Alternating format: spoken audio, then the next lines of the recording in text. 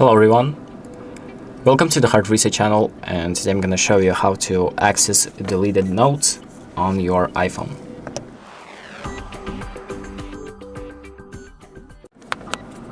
So the first thing that we're going to do is open up the Note app, and let's say you have a note that you have deleted and you want to access it again.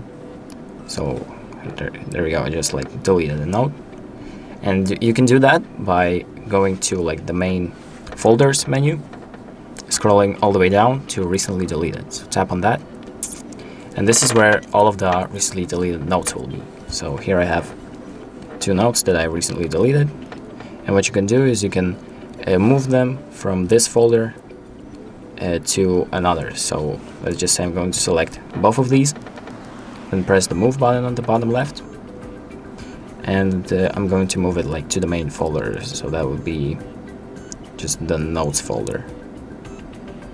There we go. And now I go to notes, and my notes that I've deleted are now recovered and back in their place. So that's pretty much it. Thank you for watching.